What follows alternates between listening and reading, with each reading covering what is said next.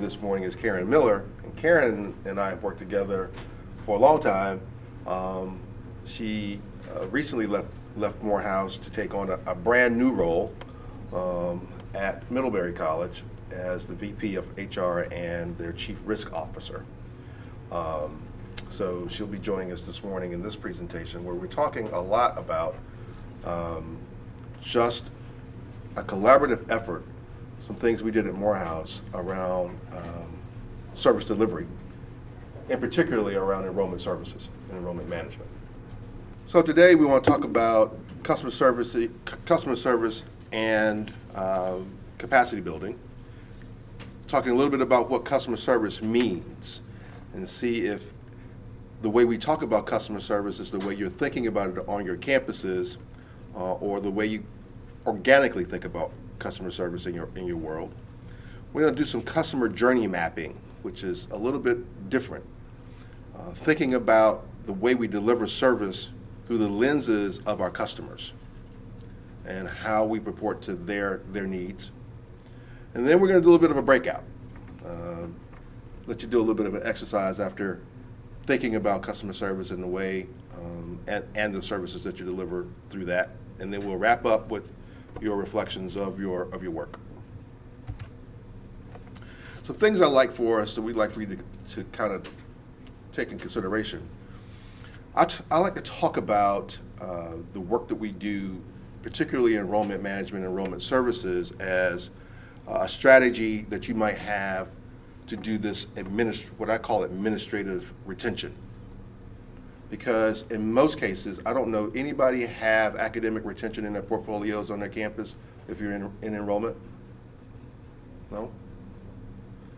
Typically, all we have at our hands at that point is making sure students are prepared to be in the classroom, registered, and their aid is done, and all that kind of great stuff.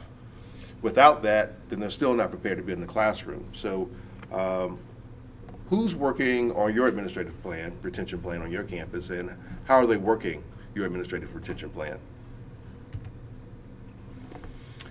We're defining capacity building as defined by UNCF and ICB as a systematic strategy process that strengthens the infrastructure, programs, systems, policies, procedures, practices, and human capital that support, sustain, and advance the institution's mission.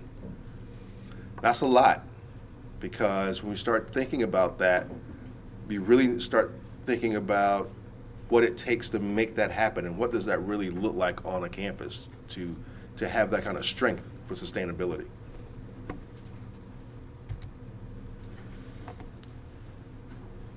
Service delivery, as we talk about it in capacity building, service delivery and enrollment management, we're going to talk about it in these areas: systems, policies, procedures, practices, and the human capital that's needed to deliver it, and the alignment of all of those areas to make it flow and to make it work seamlessly for the student.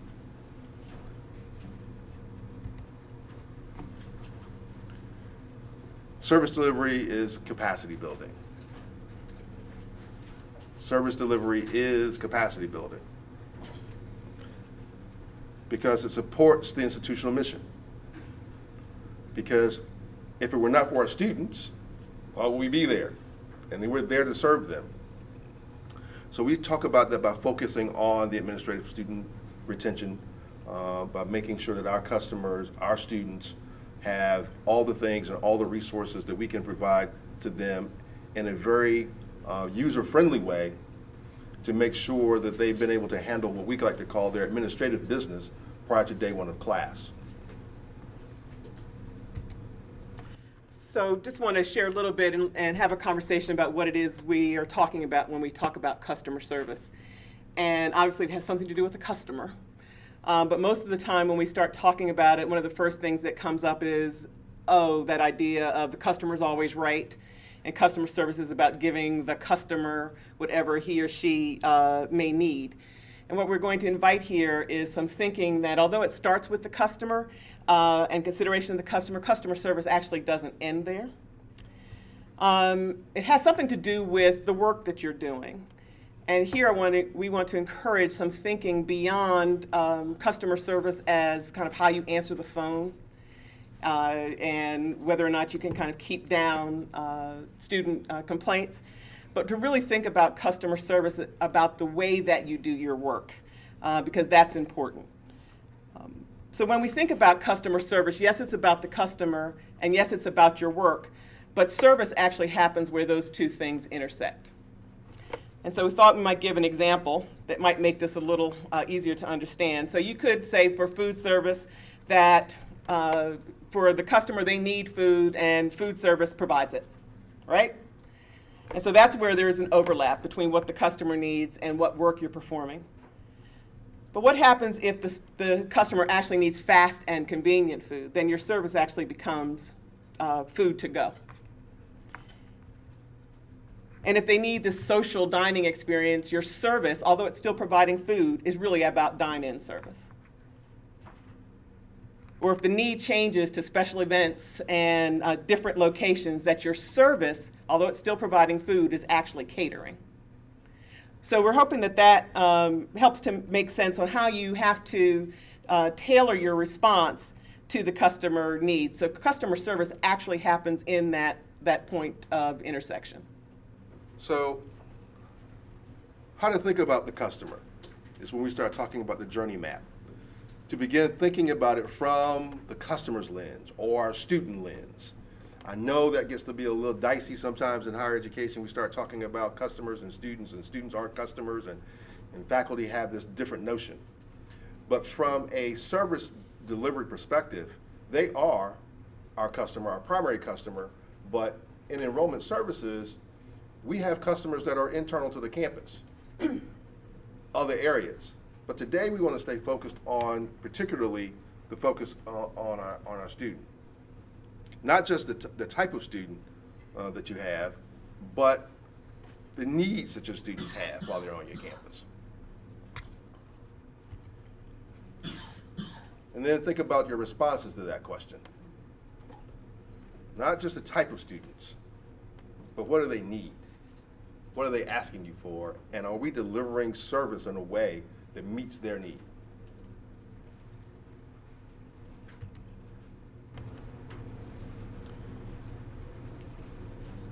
So how do you think about your students and their differences?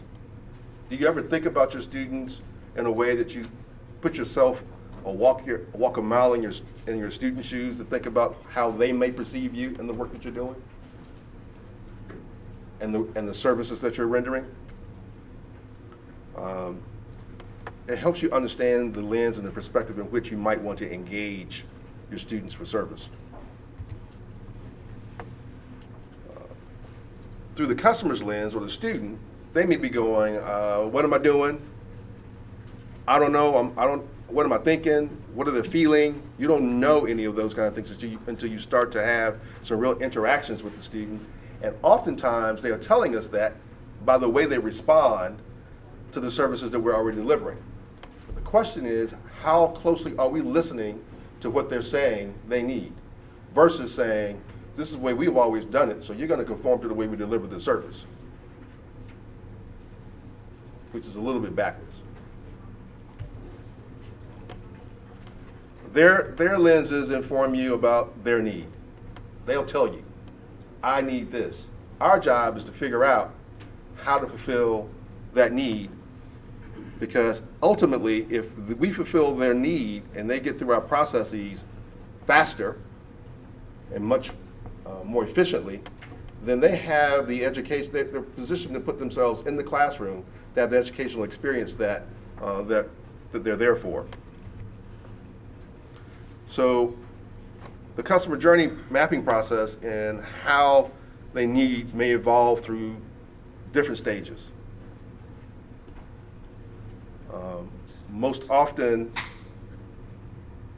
as I talk to my staff about delivery of service and where we are at different points in the cycle of enrollment, it is sometimes very dead. But the time I really want it to be dead is the first day of class. I'm going to talk about my campus.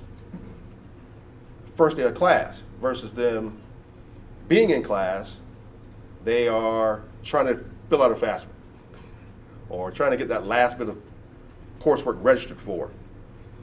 And our goal is to deliver some things, answer the needs of our student to get them to a point where the goal is to be able to walk in our unit and see no students at all, unless they're work study students, because they're where they need to be on the campus, which in our case is first day of class in the classroom. So how precise are your responses to the student's need when they talk to you about it? Is it kind of like all over the place? You do some things to kind of put out a fire here, put a Band-Aid on it here because somebody complained to the president about, oh, somebody didn't answer the phone, or I didn't get an email back, or you just kind of put a Band-Aid on that one particular issue versus kind of looking at what kind of caused that to happen from the student's perspective? Or are you spot on? It's a bullseye. You've done the background, you've done the investigation, you figured out the root cause of it, and you've started to think about how to solve and build capacity, that capacity muscle around the way you deliver service so that it's sustainable, it becomes institutional. That challenge won't come up anymore, it's gone. It's one of those things that you want to eliminate to not have to come back to haunt you ever again. So we started with the idea that capacity building really starts at understanding your systems. And this is a very simple systems map. You've probably seen it before, where you have inputs and they go through some process, and then you get to some outputs, and then there's a feedback loop. To Terrence's point about what he just talked about, from a systems perspective, you actually build it with the end in mind. So you build it from the outputs. That's where you start. And so the conversation about how precise your response is going to be to a student need helps you define the output and then how more precisely you're going to build the system. And we often talk about that middle part as kind of a black box, really not sure what's going on there. In capacity building, it can't be. Capacity building, you have to understand what's in that black box. And that's all of the other elements that were referenced in the definition of capacity building. It's your infrastructure, it's your people, their capacity, how they're trained, it's your processes, it's your policies. And in doing this work, what you want to do is make sure that all of that gets aligned, and so that you have a better chance of actually having this system deliver the output that you're looking for. Once you understand it from a systems perspective, part of what it will invite is conversation about your processes and practices. How are they working? Are they really more designed for how you want to do business, as opposed to doing business in a way that allows you to meet the needs of the students?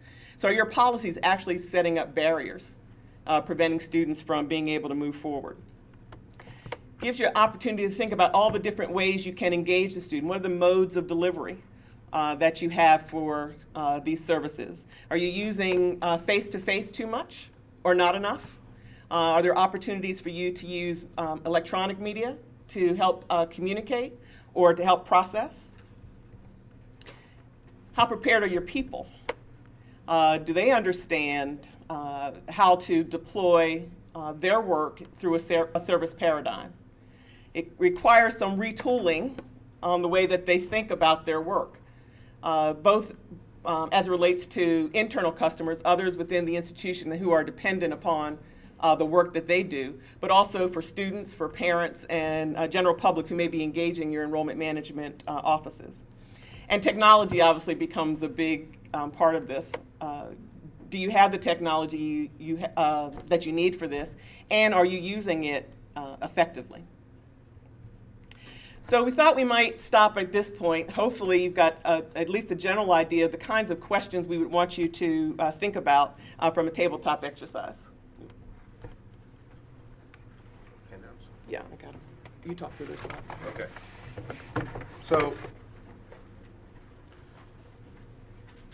students have interesting ways about how to engage, how they want you to engage them. This exercise is about the journey map we talked about earlier. You know, students walk around not understanding what they're doing or want to know what they should be doing. You don't know, what they're thinking, and sometimes they don't know what they're thinking. And we most definitely don't try to get into some of the soft stuff that I call the soft stuff. What's the student really feeling at those particular times that they're looking for service from our particular areas on the campus? So here are a few questions we want you to kind of answer as you look at your handout from the customer's perspective. What does your thinking about your students?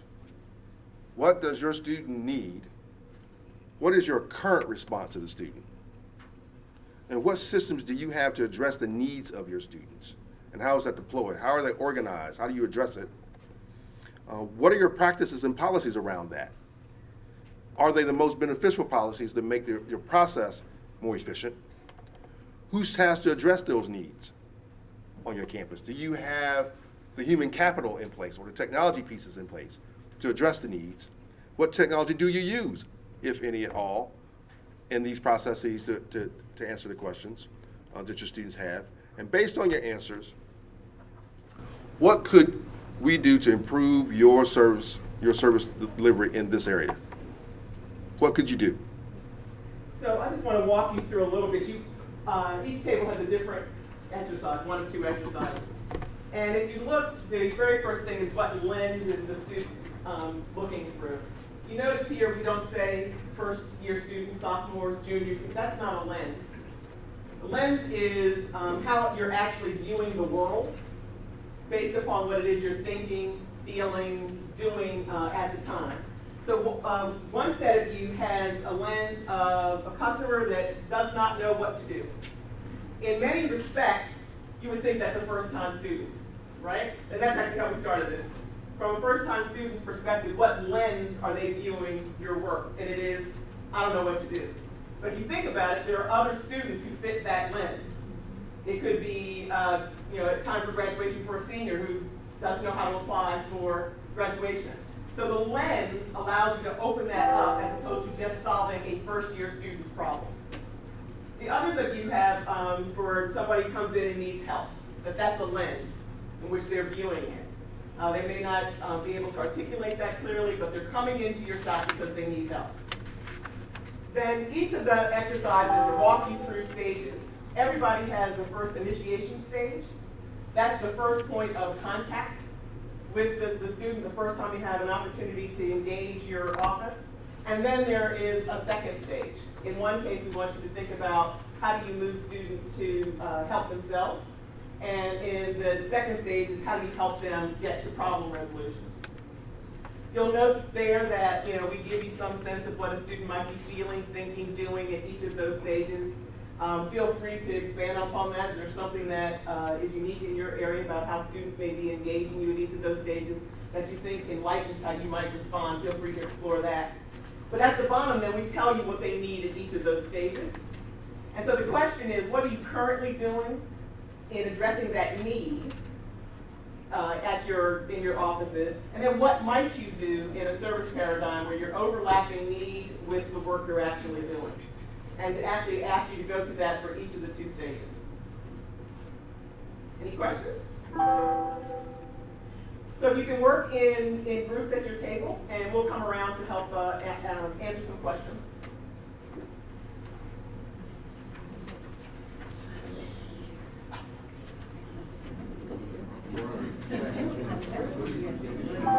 I'm ready. Yeah.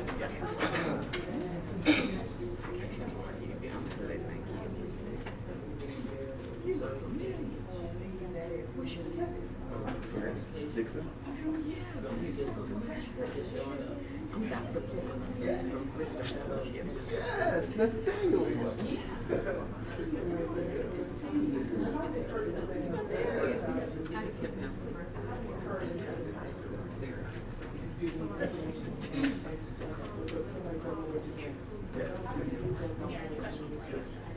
Need exactly is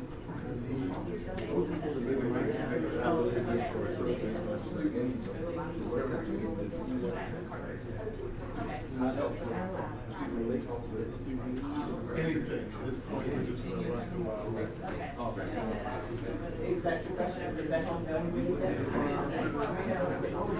Question you Yeah. Steve, you can make it up. Whatever. Okay. Okay. A specific case. How do you handle that specific one? Okay. It could be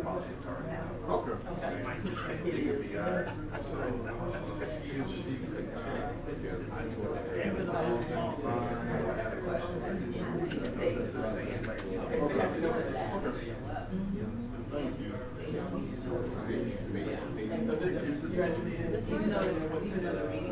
So that's the question. That's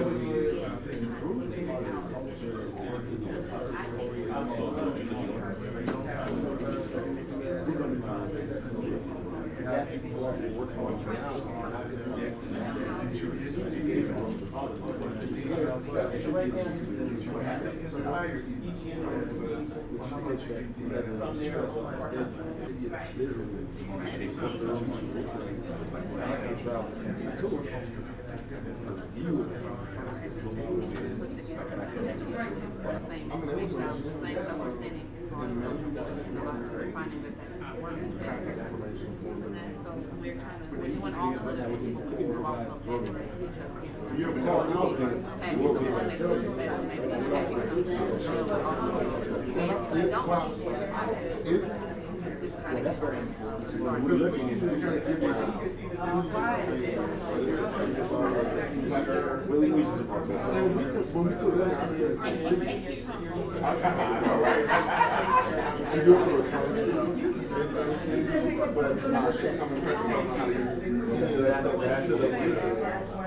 And then like,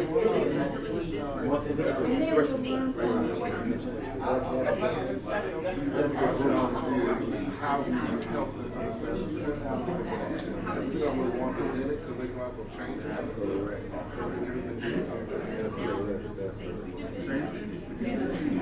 That's why we're trying to strategize. I can make that happen. This is a need or is it possible?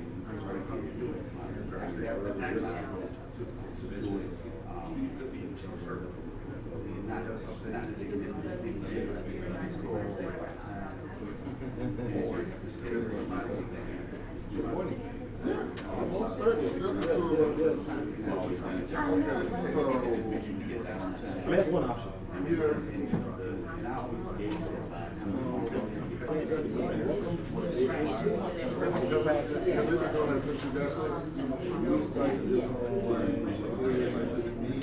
don't have to judge that.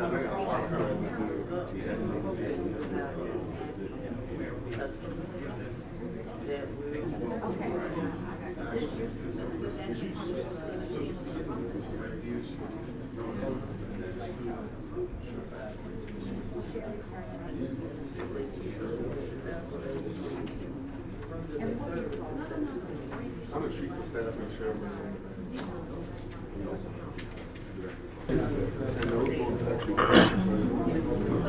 Okay. So how'd that go? Everybody done? Still talking about a lot of stuff, right? A lot of stuff to be done. So we want to kind of hear about some of the things that you were talking about. So let's kind of hear about some of the insights that were kind of raised, that you found at your table, about some of the thought around the work that you're doing with students. Any insights from this exercise that you learned? Well, I think for our group, we looked at, being consistent across the board. The student needed help, and because it said the information and instruction needed to be consistent across the board. So no matter what stage this individual may have been in, we were able to say, you're confused about trying to figure out how to take a campus tour, here's how you would do it. Here's where you would go. No matter who he or she came into contact, from the campus security to someone cleaning the hallways to the bookstore, you can go to www.yourcampus, admissions, click on tour, and that's how you do it.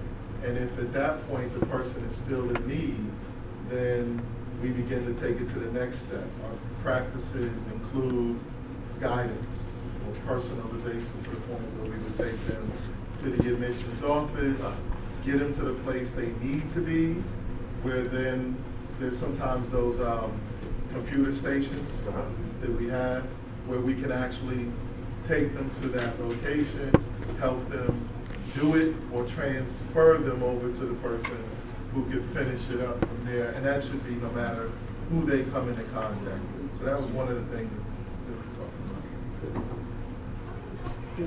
about. One of the things we discussed was that we might not be meeting the needs of the students because traditionally that's not the way we've done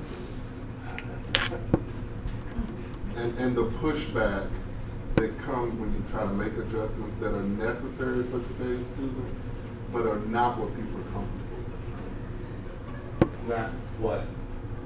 People in the administration are comfortable. Okay, and staff, okay.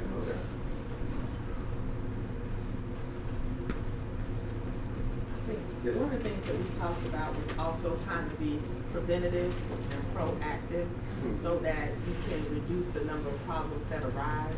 So if being preventative reduces some things. But even before that, I think the bigger issue is the education and the communication. Education and communication. And so, because of that complex topic, the communication has to be key. And just a little nugget as we get into prior year. Not to go off topic and go deep. If you haven't started your conversation about prior year on your campus, you're behind the 8 ball on this. So I would urge you all to do that, particularly as it relates to the verification process, particularly for the 16, 17, and 17, 18 school year, because of what your 8 officers are going to be going through over the next 7 to 8 months. Clarification for They're me crazy is, now, they're going to be crazier then. is education and communication needed for whom? The student, the parents, the high school counselors, your university community, because there's an education piece for them as well. All stakeholders. Yeah, that's everybody.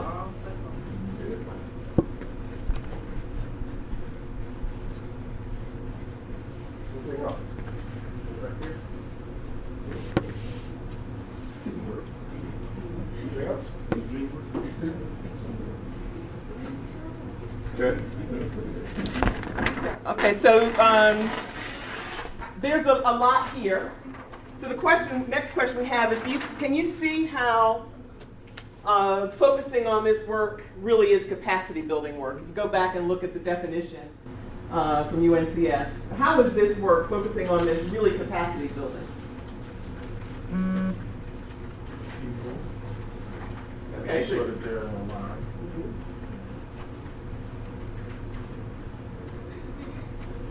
How does focusing on moving to a service paradigm capacity building work? Well, one way is it builds, the campus, the entire campus into the process. Because, when students have issues, they're all of our issues, and they become not just the issues of the admissions team or the enrollment management. So, that, for instance, that prior year he's talking about, that becomes a campus-wide problem, because if the students and the parents, don't understand on the beginning, and even before the students and the parents, if even the campus, the staff don't understand it, then it's in other words, they can't even get to the campus and access the services because they don't understand, or they didn't understand, the students or the parents didn't understand that whole financial aid process. So what I'm saying is, that capacity building piece becomes a campus-wide issue. In our previous session, we were talking about how everybody really should be a stakeholder in this process, not just only financial aid, and not only just admissions and enrollment management, but it should be really the whole campus, starting really from the president on that. So it's definitely capacity building. So I think about capacity totally different. Okay. So capacity for me is reasonably what should the enrollment be? What is the capacity of our enrollment on our campus, number-wise? Then I want to know, from a capacity standpoint, how do we serve our community as an institution? Then I want to know from a capacity standpoint of how do we maximize based upon the community that we receive. Every institution has their identity, their fingerprint of student, right? So I've always been told as an enrollment person to get this many students. But that was only dictated based upon what they think the operational expenses will be. Is that really our capacity? Or is it filled in the need of the campus? Because you're asking me to bring students far beyond what we can house. You're asking me to bring students far beyond the number of courses of section of courses that we can offer.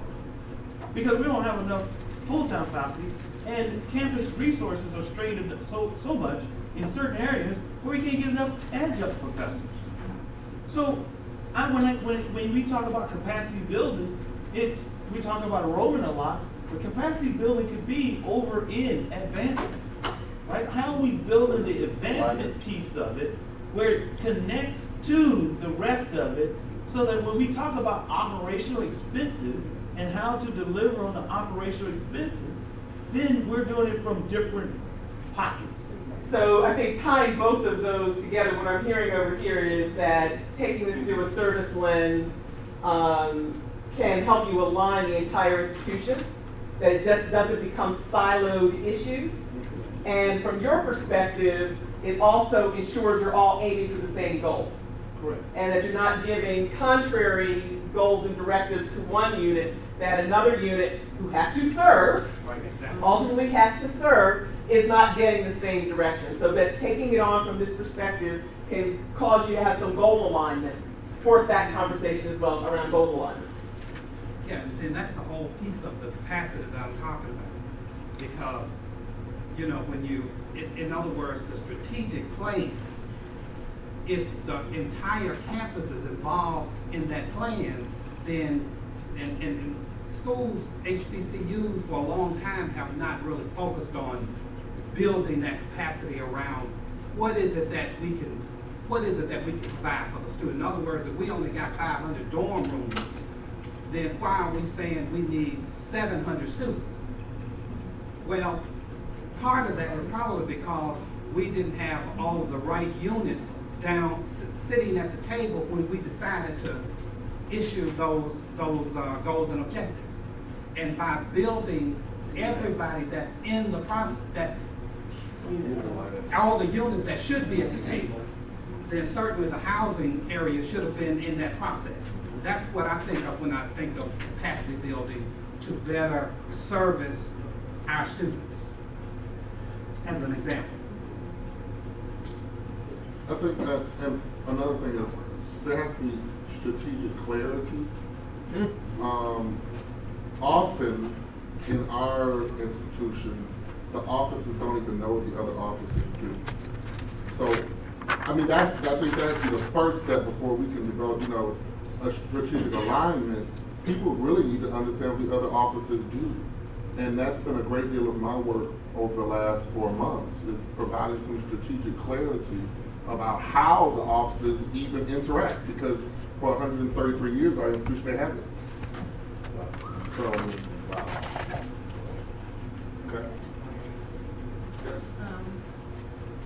One person from housing.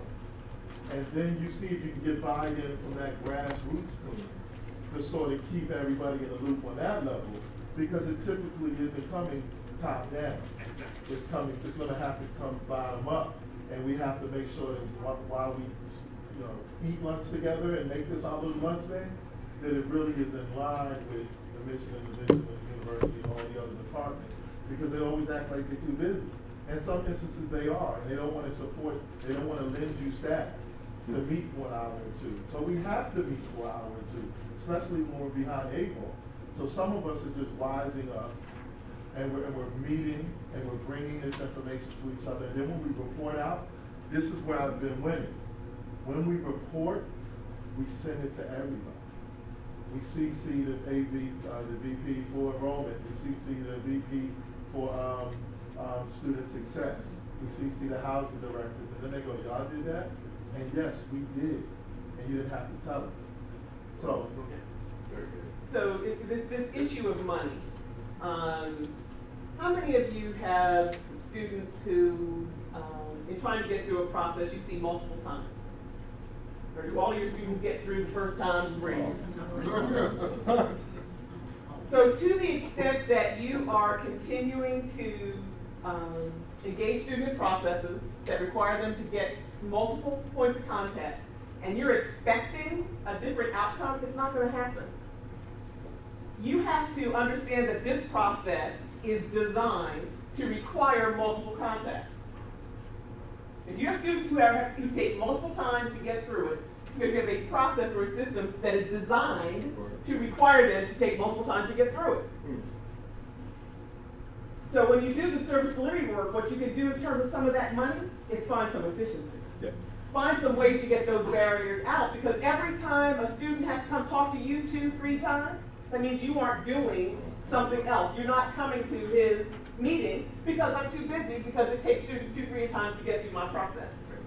So part of that issue is about finding some efficiencies and getting students through your processes faster, and so you can eliminate some of that waste and free up time for the second piece about money, which is clarity and alignment around a goal, a priority. All of this can't be, you can't have like 100 priorities, because then you have none. You ultimately will have none. But when you can get to some clarity around, we are trying to do this one thing. We're just trying to fix this one thing. And can you give me an hour, 2 hours for us to come together and fix this? Because that means I don't have to go do this again once it's fixed. As Karen was saying, it's done. It's institutionalized. We don't have to have this conversation again. How many of you have the same conversation year after year after year about the same thing? Around the same time. Okay? I'll do this next year. Yep. A service delivery paradigm forces you to figure out, how do I fix this one thing? And the goal is, next year we're not talking about this. Right. That's your goal. Next year we're not talking about this. And it is not forcing the students to align with what you're doing. Because you've been trying that and had the conversation year after year after year, right? So obviously you can realign in that middle space, in that black box. It shouldn't be a mystery to you what's in that box, right? Your processes and systems are under your direct control. So that is one way that I would help you address the money issue, is to be wise stewards of the money you have. Right. Because oftentimes what we found is that we didn't know how much money we really had. And in some cases, you probably had more money than you thought you had. Because you worked smarter. And then you were able to take some of those dollars and reallocate something else to create a new improvement to a system. Or to build a new system. Get out of the whole, and we'll talk a little bit about some of the things that we did at Morehouse, particularly around graduation. But that came up as a resource issue as well.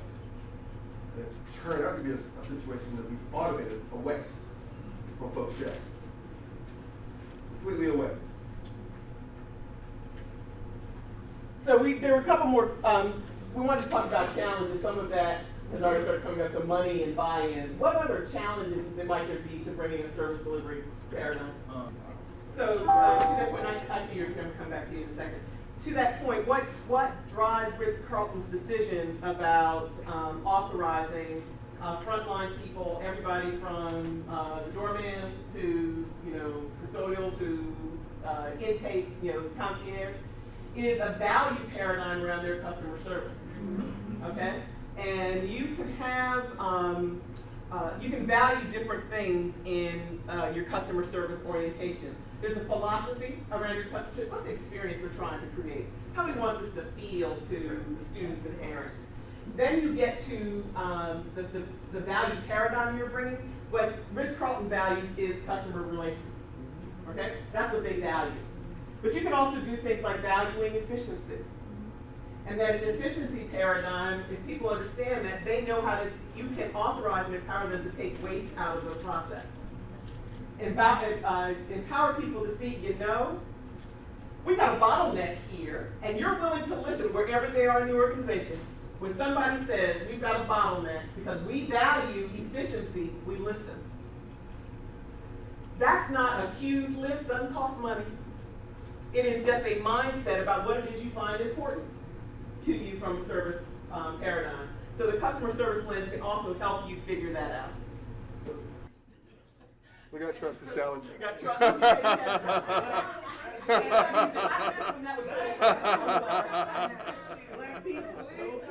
I think along the lines of what he's saying, a big challenge we have is fear of change. That if we change, then I guess everything's going to fall apart. But fear is a huge challenge in our space every single day. So what strategies can you build to kind of move this forward? We heard one, collaboration. Find other people who you can align with that can help you meet some resource needs. What other strategies might you use to take this back to your campus? Yes. Well, one thing I'm doing is data analysis, like really bringing the information. I've been working on pulling everything for like the last 10 years. And some of them didn't even know that these were the figures. So the data has started changing some people's mindsets, but that's been really key. One of the things that I try to embrace is, and thought pattern for me is, you either change people or you change people. So you either change them to get them to understand your philosophy, or you change them on out the door. That's cool.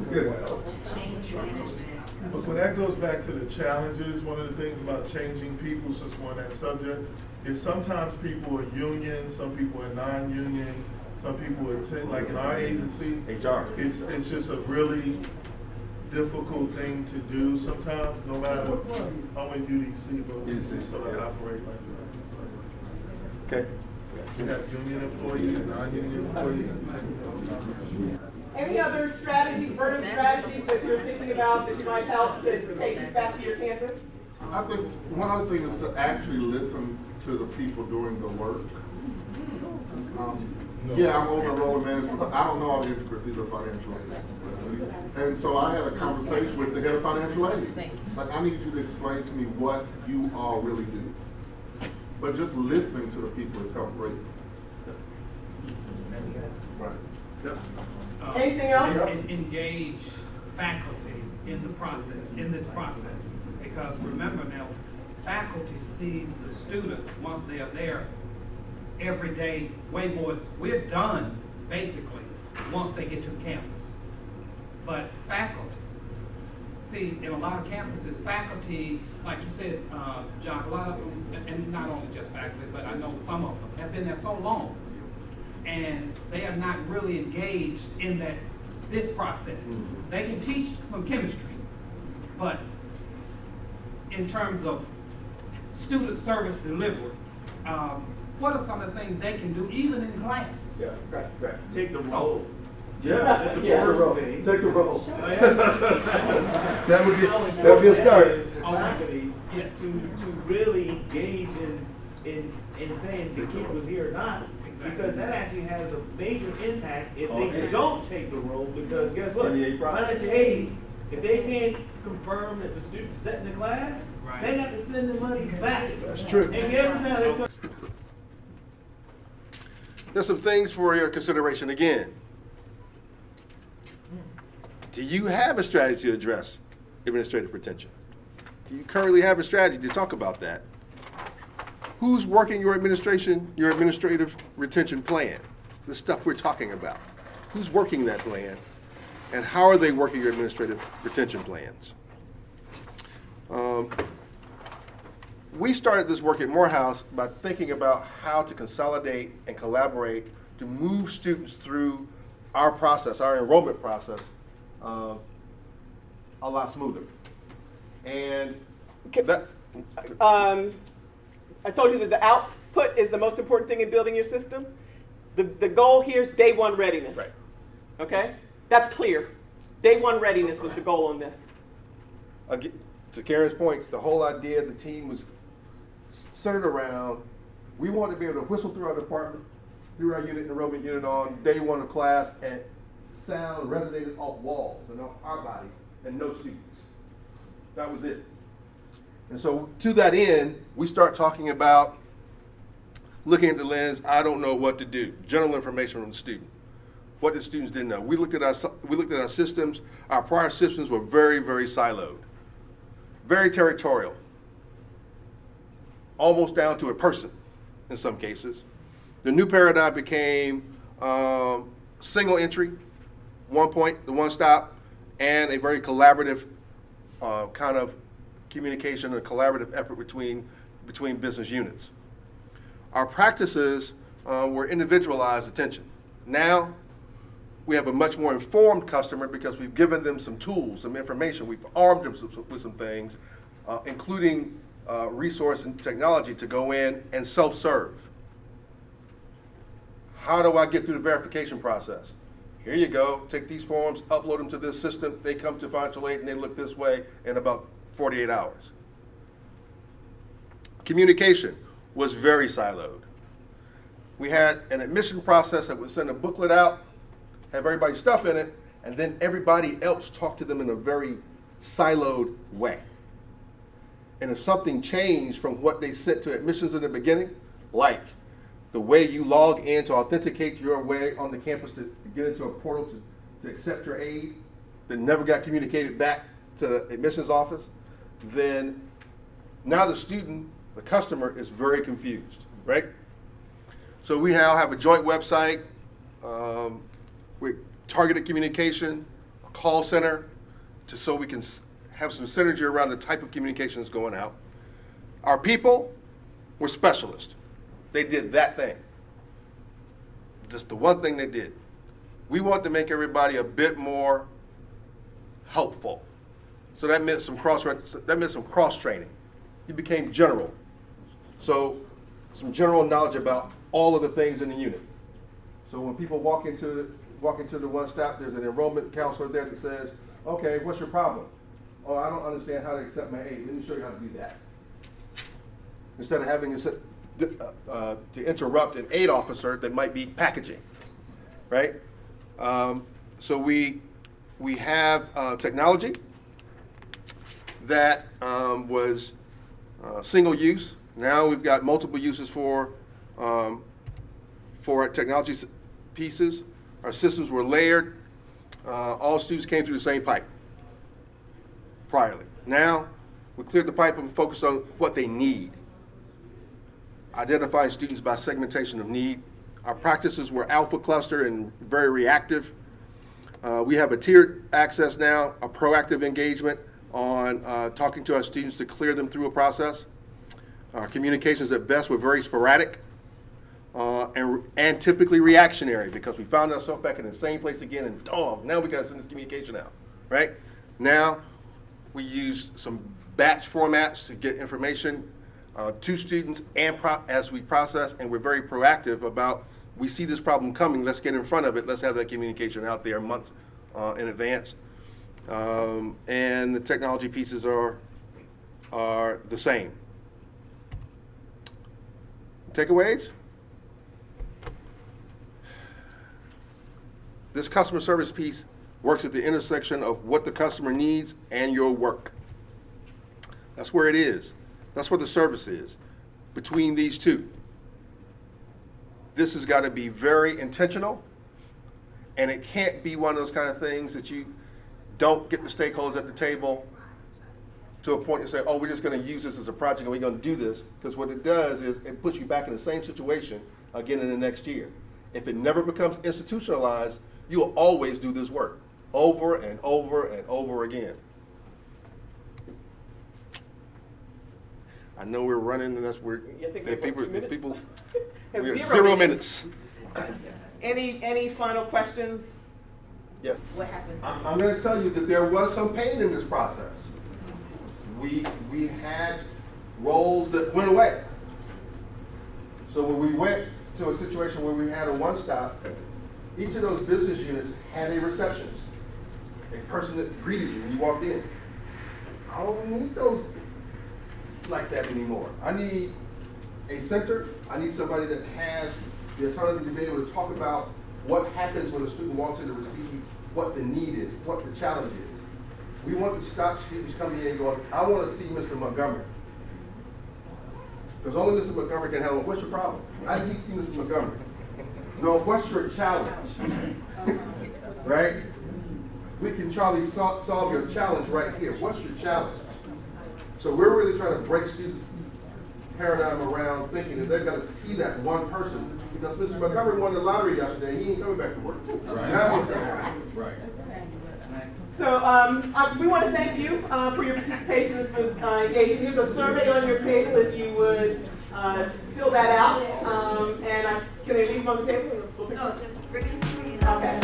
Bring Gerald in on your way out. We appreciate it. Thank you so much. Great job. Great job.